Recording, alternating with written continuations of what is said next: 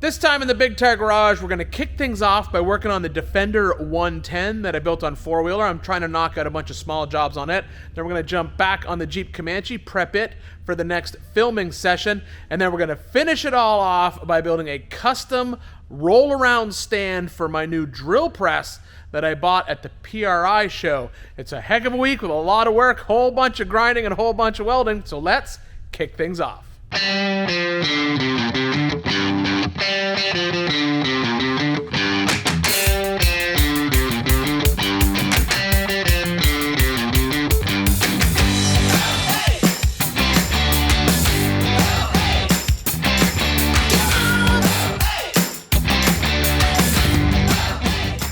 Alright, this time in the shop, I'm actually going to be doing a little bit of work on the Defender 110 that's back here.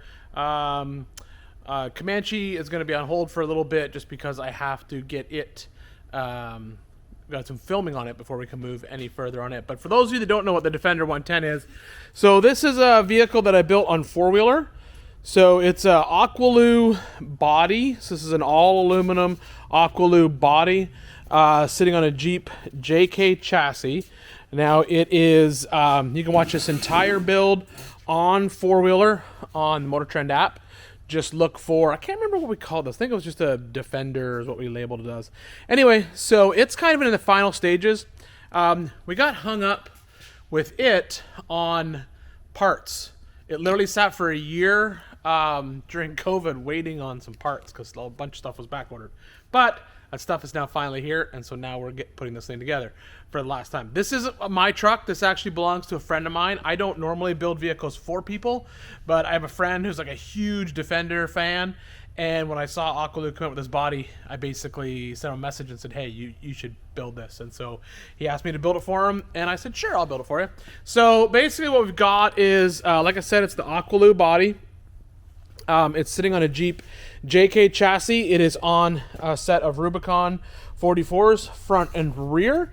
It also has the Cummins R2.8 underneath the hood into a Tremec 4050, and then behind that is a Jeep 241 transfer case.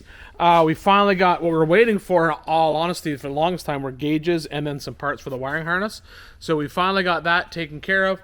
We're working on getting the interior put all into this truck right now.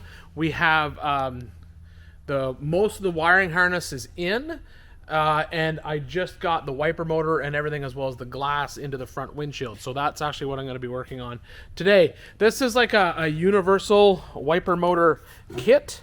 It's like a hot rod kit. So basically the way it works is you have this small little wiper motor, and it's going to have an arm that goes back and forth. That's going to pull this, basically, I guess it's a cable with wire wrapped around it. I guess the best way to describe it, back and forth. And that goes back and forth on these gears, and then these gears will move back and forth. That's what makes the wiper arms oscillate back and forth as well. A lot of back and forth with this system. Of course, I guess that's what you'd expect with wipers. So I'm going to go ahead and work on getting this wiper motor mounted, as well as all the standoffs, I guess they're called, for the arms. And then we'll get the windshield up onto the truck.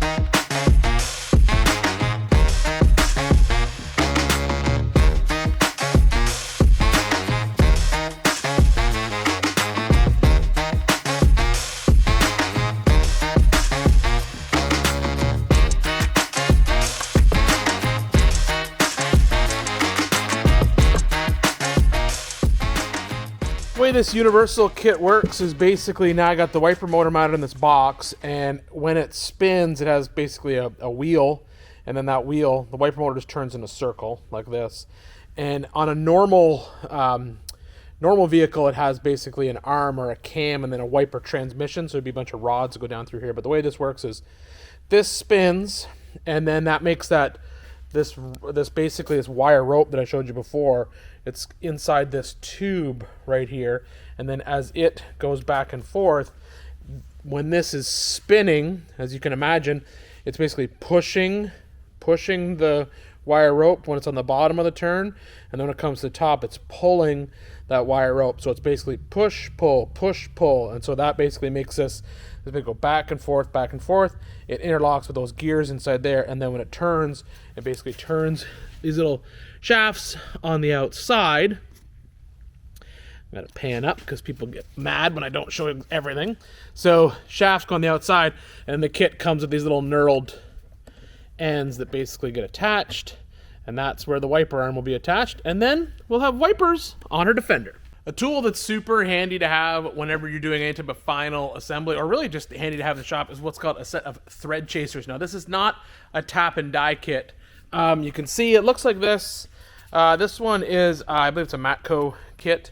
It just comes with a bunch of different mild thread cutters to not redo the threads, but it'll help clean them up. Perfect example is this. I'm trying to get this windshield bracket bolted down, and there's a little gall in the threads about 3/4 of the way down. Now, if you power that bolt in there, what's going to happen is it's going to gall up in that thread. You're never going to be able to get it off. So what I'm doing instead is I'm just chasing the thread with this thread chaser, and then it makes the threads good as new. They're great to have. If you don't have a set, I would suggest getting one, adding it to your toolbox. You'll use them more than you can imagine, especially if stuff comes back from paint, powder coat, anything like that. It's just way better to chase those threads, or if they're just rusty. You can run a thread chaser down them, life's good.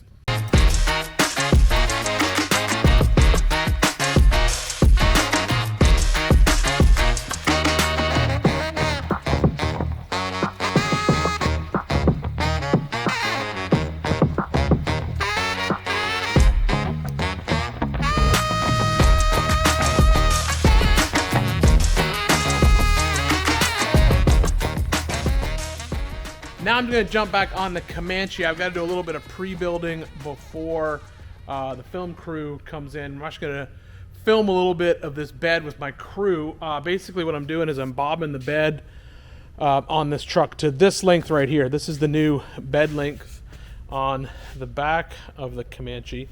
But I got to do a couple things. Number one, the link mounts actually pop up through the floor. So I'm going to make a cap that basically runs all the way across and just covers that up. It's going to be a raised up little piece of sheet metal. It's going to go up and go across and come down the other side. And then I'm going to go ahead and start pre-building a new frame. You can see by chopping this bed up, there's not really any structure left. There's going to be a tube frame, a little 1x1 tube frame. It's going to come off of here and go down. I got to figure out where all that's going to land. I want to have all that pre-cut, ready to weld, or maybe even most of it actually welded. Because the skins back here are going to be aluminum. I'm going to cut those out of aluminum and then bead roll those as well. So I may even make a couple of the skins as well before the crew even shows up. Then I want to have some of the stuff here for when the crew is here, and we can film on that. But before I make this cap, I have to figure out how it's going to fit against this bed right here. Bed floors all have these sort of like stamped raised and lowered section. So I want my cap to have that. So what I've done is I've measured it out, and then I put it over here on the plasma table. I'm just going to cut a little test piece right here out of this 18 gauge. You can see I've got it on the screen right here. So it kind of got these little up and down sections here. I'm just going to go ahead and cut it out, and then we'll see if it fits. And if it fits, then I'll actually draw the cap.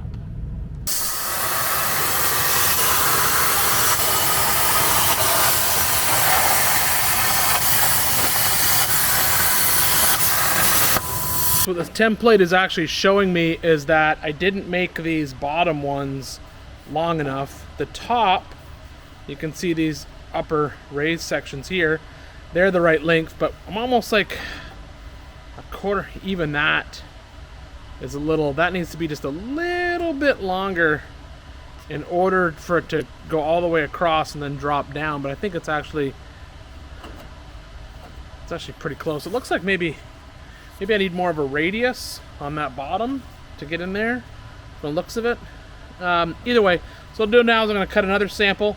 I'm going to stretch out the length of this by, looks like about a 1/4 inch longer. So I did these at 1 3/4, so I'll do them at 2 inches. and then I'll leave everything else the same, and I'll see if that fits better, and if it does, then that's what we'll go with. It took me 3 different attempts to get this right. This is actually pretty crazy. So what I ended up having to do was, this bottom is 2 inch, this is 1.325 inches. The distance between this point and this point is 1/4 of an inch, 0.25, but going up it's 0.325. Then the top has a fillet radius of 1/8 of an inch, and the bottom has a fillet radius of 1/4 of an inch. Originally I had tried to do basically I thought it'd be the same radius top and bottom, but when you put it in there, it just didn't seem to fit right along that top edge. It looked really weird.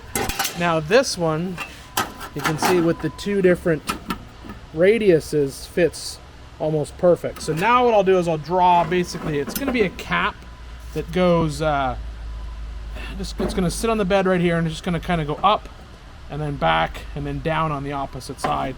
And its only job is to just cover up the bed where these link mounts pop through, because I had to bring those link mounts up to get this thing to sit as low as I wanted it to sit. I'm going to give it a little bit extra clearance, probably about 1/2 inch when the axle's on an angle.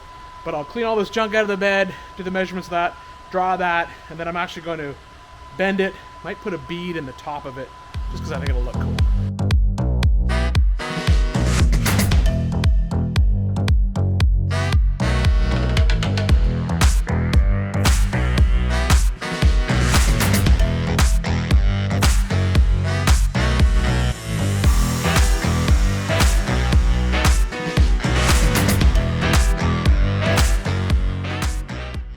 So now that I got the gap cut, one thing that I do like to do when I cut these on a plasma cutter is actually put these little 1/4 inch notches in, and that's because that just helps me line it up on the sheet metal brake. Obviously this gets bent down, that gets bent down, that's what makes up the cap. I do want to put some type of a bead roll in here. I think what I'm going to do, because it's so wide, is that I'm going to do one bead roll section here, one bead roll section there, and then this, it's only 4 inches, and really it's only 3 3/4 of an inch up here.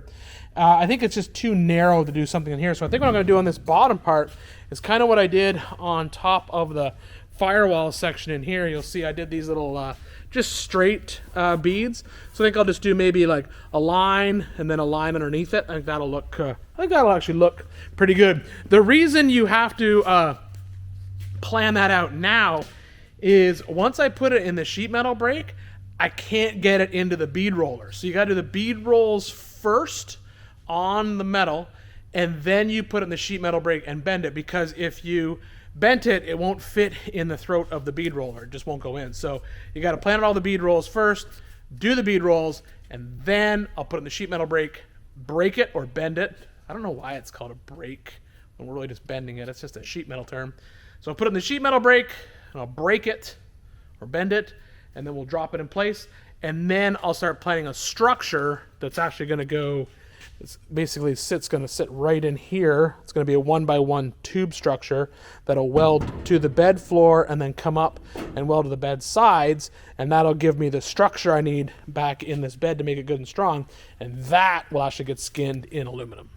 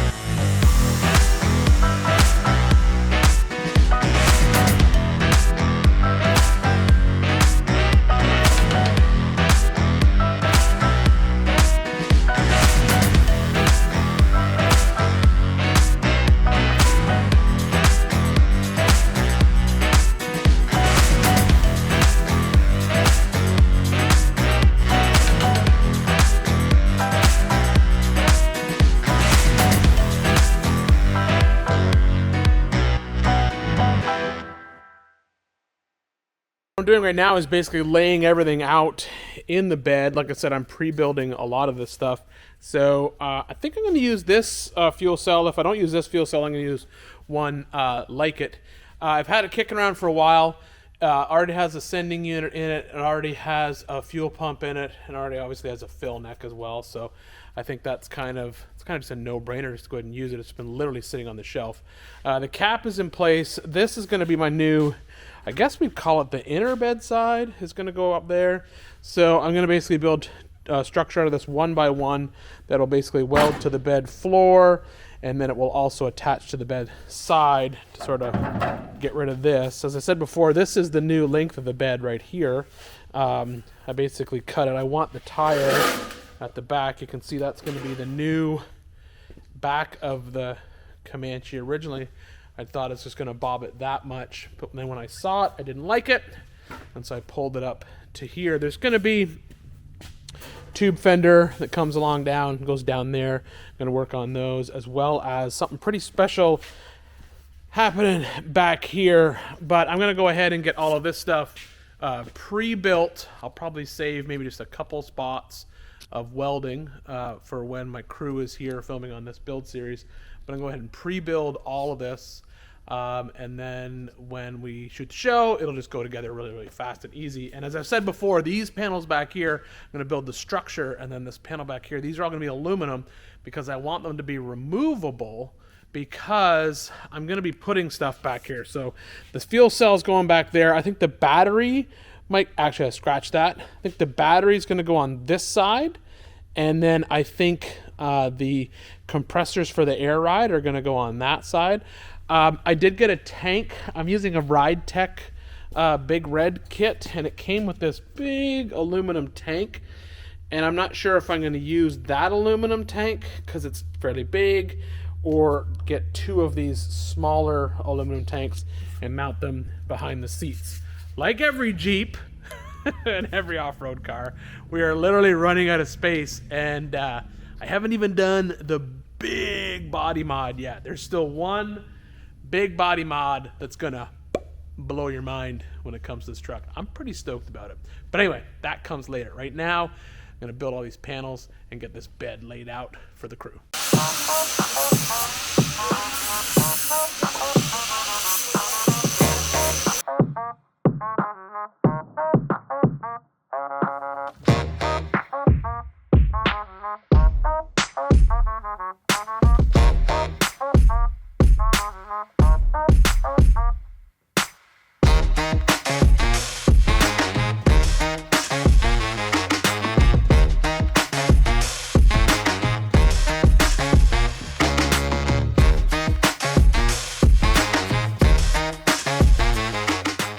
This is definitely where having this flexure fab table is super nice, because basically I'm kind of just building two identical, I guess they're going to kind of look like ladders almost. So it's going to be, this piece is I think 37 inches long. These are 4 inches long. This another piece 37 inches over here. That's going to give me a total of, or sorry, these are 6 inches long. So it's going to be 6, 7, 8 inches high. And then this will be attached to the floor, and then this will be up in the air. And I just need to make two of these, and they need to be perfectly square. Now, you could do this on the floor if you want, but having a fab table makes this so much easier. One piece of advice I can give you is, if you're going to have a welding surface like this, go ahead and get yourself some welding prep spray or some anti-spatter spray, because what you don't want is, you don't want a bunch of weld berries burning into the table, because it'll make it uneven in the future when you're trying to lay stuff out. So it's best just to go ahead and make sure you spray all that stuff down every time you're welding. So what I'm going to do now is basically just make two ladders the exact same, and then I'll test fit them in the truck.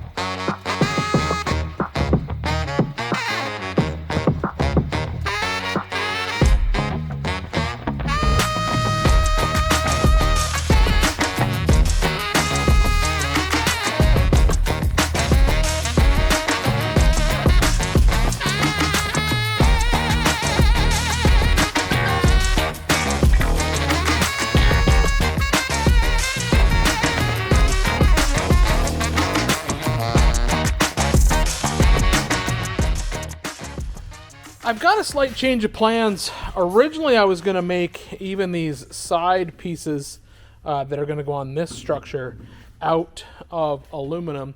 But now that I have it in here, I think I'm actually going to make these out of steel. And the reason for that is the plan will eventually be basically I'll be carrying, you know, tool bags and spare fluids and stuff up in here. My spare tire mount will be back here. It'll actually be at the very back. So it'll actually help hold stuff in. And these don't need to be removable on the sides. Just the tops will need to be removable in order to get access to things, like I said before, air compressors and batteries and all that kind of stuff. So I think what I'm actually going to do is I'm going to go ahead and cut some 18 gauge to go on these. That way it'll allow me to do a couple things. Number one, I'll be able just to weld it into place, which is fine. But number two, it'll allow me to weld it onto this structure right here, and that will give it some additional strength as well. This is that cap that I made. Still going to do some cool little bead rolls in it, just like before. And then what I'll do is the panels that go up here, so there'll be another piece of tubing that goes up and picks up this section up here. I'll make this panel fully removable. That way I still have that look that I'm after. I still have the aluminum on the top. I think I'll bed line all inside the bed, and then the aluminum panels will be removable for getting to things like I said before. Now it looks a little weird right now because it looks like this stops right down here. But this is actually where the end of the bed is going to be because this is actually, like I showed you before, this is actually the back of the bed. I just haven't chopped off this back section here because I wasn't exactly sure how I was going to finish out everything on here. But now that I know what I'm going to do, I'm actually going to be dropping a piece of angle iron in here, and that'll basically just go down and drop down and just make a cap for the back of that. So right now I'm going to go ahead and make some steel panels, and then I can start on the upper pieces that go up to the side of the bed.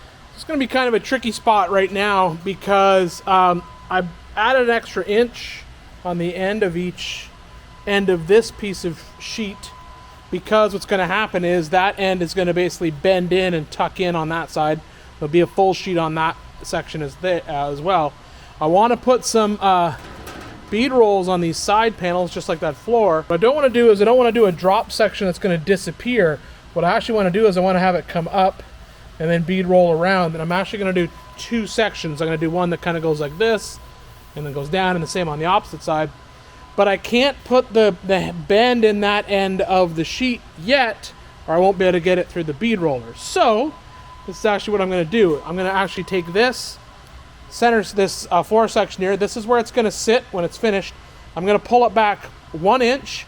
That's going to compensate for that 1 inch bend that's going to happen down there. And then I'm going to mark the edge of it on that panel. Then I'll take it out of the truck, mark all the beads, and then I'll roll the beads in it and then drop it back in. Should work perfect.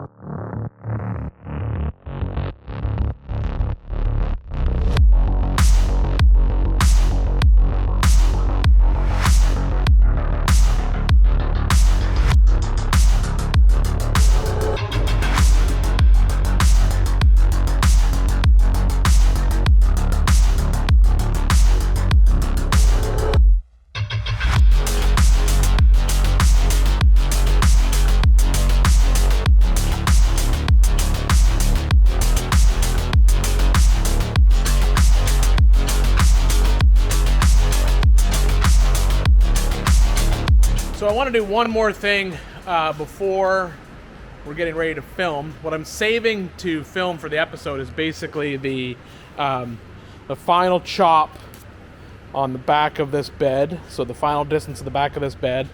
The braces, we'll weld those in, and then the final aluminum sheets. But I'm going to go ahead and pre-build all the aluminum sheets, and I'm actually going to pre-build the little pieces that are going to support them. And the way that they work is like this. They're basically going to come down on top of that new sheet and come up and pick up the bedside up here, and they'll basically just get welded in, and then the aluminum sheet that I'm going to cut is actually going to sit on top of that.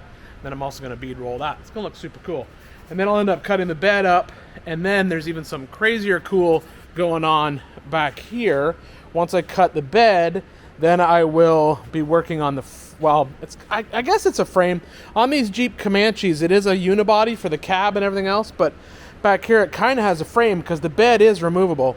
So once I get this bed all built and secured and strong, I'm going to then figure out where I'm going to chop the frame. I'm going to chop the frame, and then I got something kind of cool going on with it. So I got to basically make 6 of these little things right here.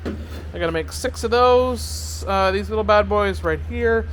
Make them all the right length, get them set up. Once I make those 6, I have to make 2 for the front that are going to go on either side of that fuel cell. And then I got to actually do some stuff on the plasma table, and I'll show you that when I get there.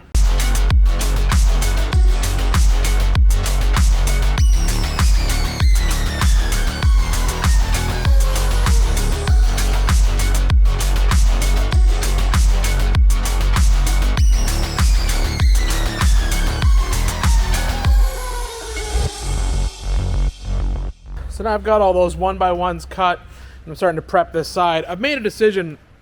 I think what I'm going to do is go ahead and completely lock down one side, and that way what I can do is I can just mirror the other side in pieces, and then when we film I can just put it in. I'll still save some of the big bed cuts for when the crew is here. But a couple things I do want to do. I want to go ahead and pull out this, because this structure will be welded obviously to this bed. And yes, I could weld it along the edge here, and it probably would be just fine. But I think a better decision is going to be to go ahead and pull it out and just drill the bed floor everywhere. That way, I can tack it in on the outside edges here, and then when I want to weld it in, like lock it in, I'll have ways to plug weld it in on the bottom, and that'll just look a lot better. And obviously be a lot stronger, just like when we built the floor inside the cab. So now I'll pull this out, drill a bunch of holes, put it back in. I'll probably go ahead and even punch the holes into these side sheets with my puncher, so I can plug weld all these, top and bottom, get them all in there well. You can see that front sheet's in there, and that'll look perfect. This is all now trimmed to fit around the notch really well. This will have to get welded. This will have to get basically spot welded in here along these seams. And then eventually what's going to happen is I'm going to wipe a layer of basically short strand fiberglass filler along that, just to dress it up, and then I'll sand it, and then this will all get bed lined, probably with some Raptor liner, because that always looks really good. And then that'll just basically finish off the inside of that bed, and it'll cover up. There's like a roll-on bed liner or something here right now. That's what I'm gonna do. So it's gonna go ahead and get all that pre-done, so I can basically drop back together, and I'm just gonna take it apart a little bit, drill some holes, so when I put it back together for good, when I flip this bed upside down, I'll have a spot to plug weld it.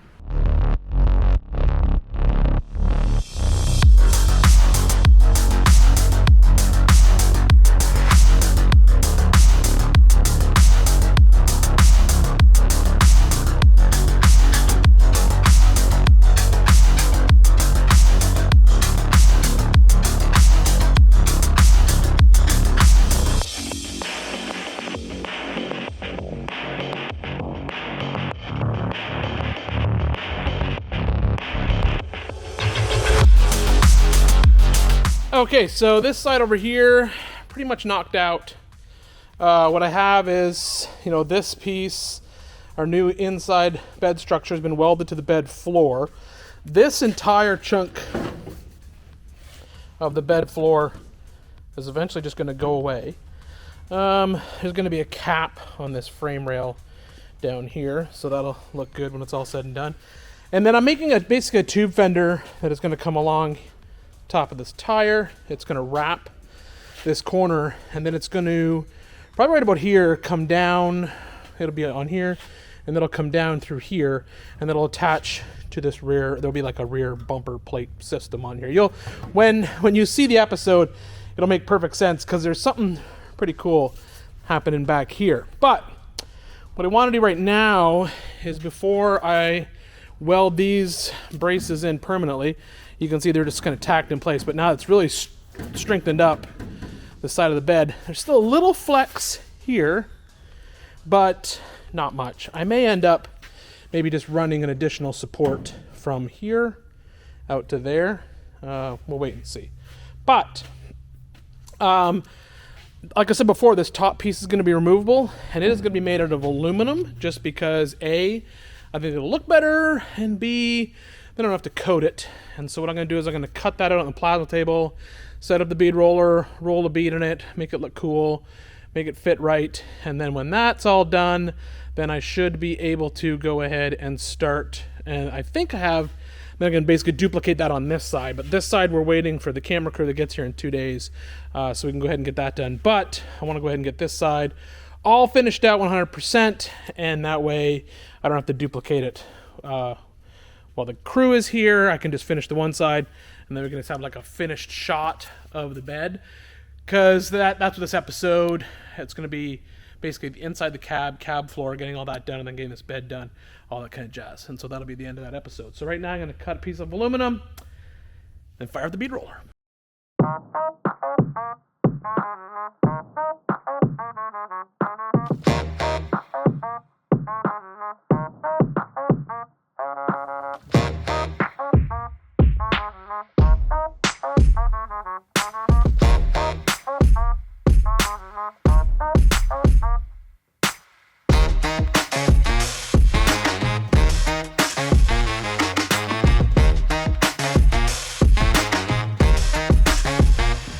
I've got this piece cut, but I'm actually going to redo it, and the reason I'm going to redo it has to do with the length at the top. I added a fillet on that end, and I shouldn't have, because it's pulled it too far away from the bedside on that side, but that's okay. I'll be able to reuse this for something else. But I've recut it, and the one thing that I definitely want to do is, you can see here, I'm running just a very small rollover on here and up here on the top. You can see, and that's just really going to finish off the edge. And to do that, I'm basically using like half of the die on the bead roller. So what I'm doing is, when I feed the sheet into this step die, instead of it being all the way over to basically get it down, I'm just putting the edge of the sheet right sort of at the valley of that. So I'm kind of lining up the edge of the sheet with this edge of the die. And actually, I don't have I could put a stop here. I could put a stop if I wanted to basically make it perfect, but I can eyeball it. It's been pretty good so far. So I'm going to bead roll that and then test fit it, and then I'm going to mark the actual bead rolls that are going to that panel, because it's getting bead rolls too, and then I'll bead roll it, and then we'll drop it in place, show you what it looks like.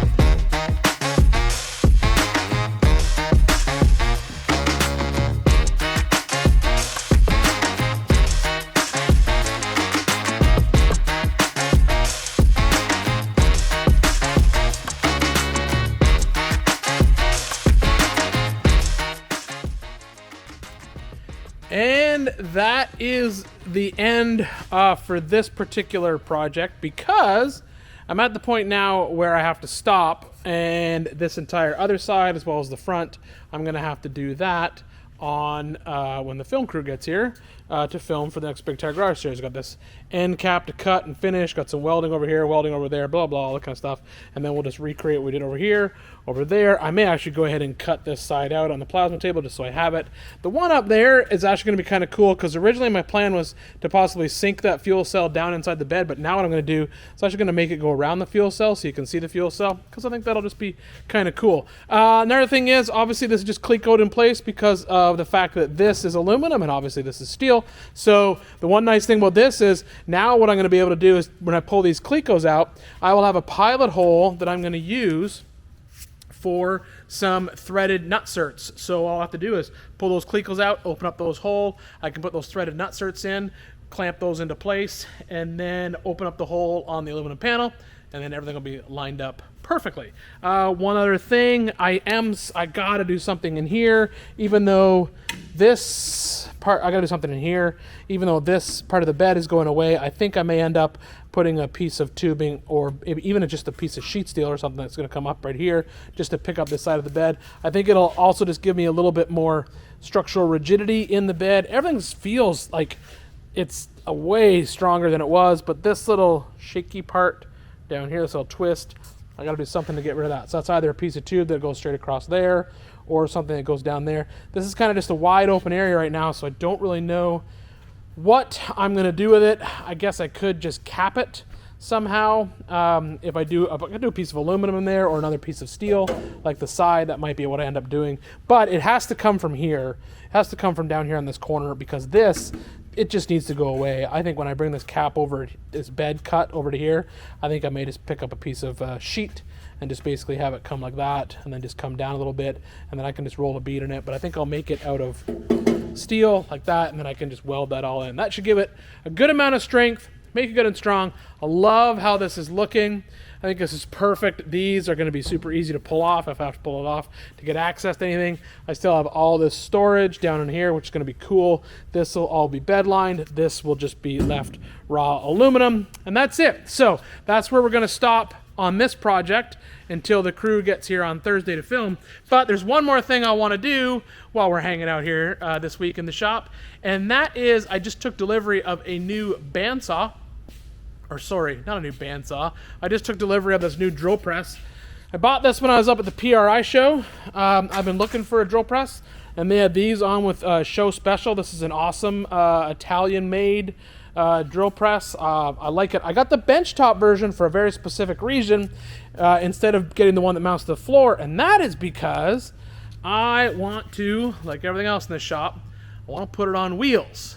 But it needs to have a bench at a certain height, so I'm going to build its own little cart to bolt down to roll around the shop, and we're going to start by cutting some steel out for that cart on the plasma table. So this drill press, new drill press stand starts with 4 of these legs. Now these legs are basically they're going to wrap the corner, and I'm actually cutting some slots in them for a couple different reasons. Number one, I'm cutting these slots so it makes it easier to bend because it's like 20 inches long.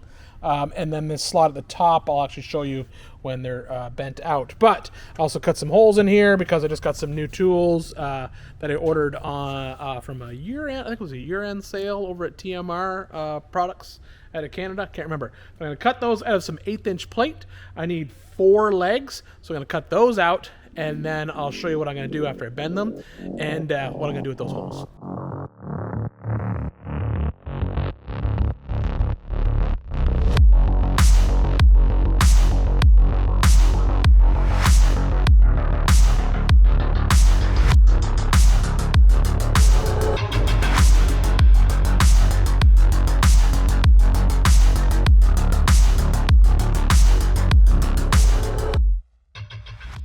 I need to swap out basically these 2 pieces. They're amp sensitive. So this is a 40 amp tip and then a 40 amp cap.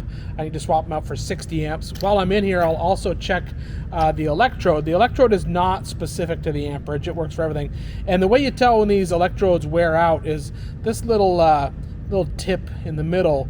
It'll basically become a huge crater. You can see it's still actually in really good shape. I've had very good luck with these Victor Black Series electrodes. I can get tons of cuts out of them. And as I've said before, a lot of that has to do with the air I have here in the shop. If you want your plasma consumables to last a long time, make sure that you're running clean, dry air through it, no matter what kind of compressor you've got. I don't have a fancy compressor. I just have a 5-horse Ingersoll. It's a 2-stage compressor, so it works well, but it's not a big fancy screw or anything like that. It's just a good old-fashioned compressor. I think I paid like $1,000 for it on Amazon, believe it or not.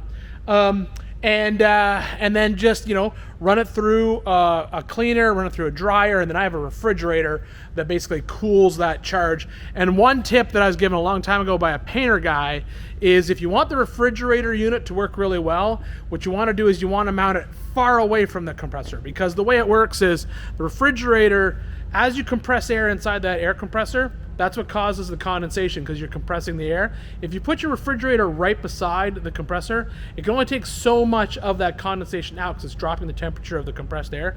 But if you put the refrigerator far away, so in my case, my compressor is in the back of that shipping container. It's actually going to be moved next year, but right now it's in the back of that shipping container. And then the compressed air comes out, goes all the way over the ceiling, and then comes down, and then over here, and then there's a drop right there, and then it goes into that refrigerator. That refrigerator I actually got from Harbor Freight. and it works great. It was the best deal I could find on a compressed air refrigerant unit, and it works great. And I end up with really, really nice dry air running through my plasma table, and that's the key to making your consumables last a long time.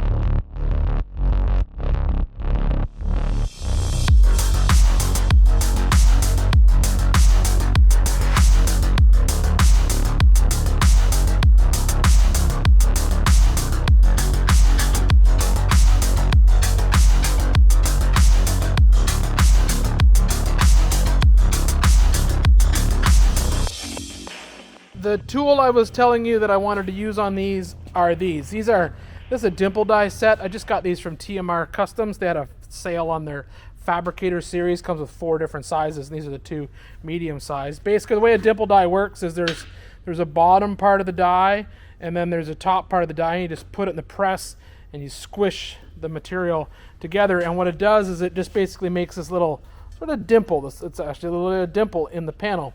Now, what it's designed for is it's designed so you can take a big piece of steel and you can lighten that piece of steel up by drilling a bunch of holes or cutting a bunch of holes in it.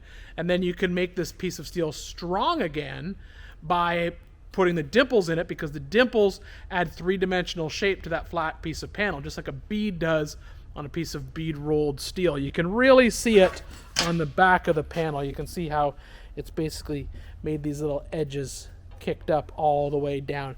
I did it on these pieces of steel just for aesthetics. I think it kind of looks cool, and I also wanted to play around.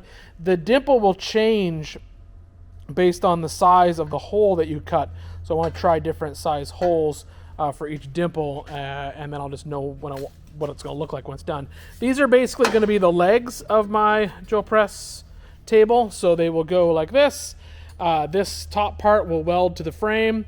This bottom piece, I'm going to add a plate to the bottom where the caster is going to mount so it can roll around. And these actually will not mount straight up and down. I'm actually going to mount them at a little bit of an angle like that, just to give it a little bit extra stability. So now that I have all the legs done, I will make the top of the table.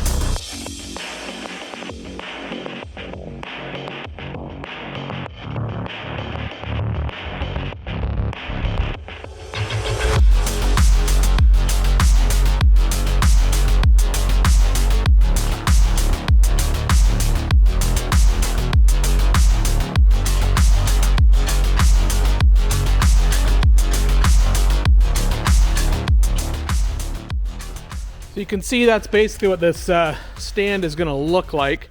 I picked up these casters just at my local Home Depot deal, and I'm trying to decide right now, am I going to mount these casters basically underneath this table so it'll sit on the caster, or do I basically French the caster up inside and make it so you can't really see this whole plate? That's kind of what I'm trying to figure out now. I think, honestly, and then I got to make a decision, do I weld these casters onto the stand, or do I build a plate and bolt them on? They're not very heavy duty. Each one's rated for 100 pounds. That means this whole thing's 400 pounds, which is much more than that thing. But my concern is, I don't know if over time these wheels are going to hold up, and so by making them removable, it might be a better scenario. So just in case I lose these wheels, and if I weld them on there, then they're kind of on there. I've welded the ones on the bottom of this table, but they're a lot. They're like these metal casters that I've used on a bunch of stuff. I really like those as well. But and so those ones I didn't worry about welding them on because I knew they were going to basically last the life of the table. So I think what I'll do is I'll just drop a little plate maybe and bolt one together and then see what it looks like. I should also point out that I cut this giant relief cut down this leg because this is too big to fit in my brake. So what I'll have to do is when I do all the finish welding on this table, I'll actually weld up this entire seam and then basically metal finish it on the outside, and I'll just give it like a finished sort of like round off look. That's really kind of a sneaky way to get around to bending thick material if you don't have a brake. Yes, I could have basically made these as two pieces and put them on there, but by having just the bend on there, it also keeps that leg together. You can see the leg, by having all four made this way, when you put the bend in it, it just kind of sits in there a lot nicer. I thought about moving these up onto here, but I kind of like them underneath, and I think I'm also going to make a cap for the end of these. Like I did that on the Crawlarado on the frame. It's just a simple little filler plate that'll go in, something like that, just to sort of finish off the front edge. This is the front of the table. I don't think I'll do the back. I think I'll just do the front and then basically weld this all up, put those caster mounts on, and then cut a piece of 18 gauge for the top because the drill press actually sits on this thick material, which is good. So I can just put a filler piece on the top of sheet metal and it should be good. I may have to put some nutserts or some tabs in there for the drill press to bolt onto. Haven't decided that yet. We'll figure that out when we get there. So I want to have these caster plates slightly recessed just because I don't want them right underneath. I think it'll look better if you just see these legs on the outside of this stand. And but to make sure the caster is still level, you kind of want it still level, because if it was cocked crooked or this way, it's not going to roll right. So what I do is I basically set the table over, and I just basically use this this little square that I use on my fab table as a spacer. And what I did is I put the caster plate on top of that spacer all the way around, and I have tack welded it in. Then I'll test fit the casters, and I think they'll be good. I've kind of already checked this one on this end. You can see here that if I lift this up, put this caster underneath there, you can see it still has plenty of room to move around. And the big issue you got to watch is you got to watch this edge of the caster versus this edge of the plate. I still have access to the little locking foot. I can still get all the bolts in through the plates. I actually made the holes a slight oval to make it easier for them to put on. But that's it. Now I just got to do a whole bunch of welding. I also made these plates here for the front. They'll basically cap the end. I'll show you like that. So they'll basically cap the end of that drill press stand on the front, and then now it's just a whole bunch of welding.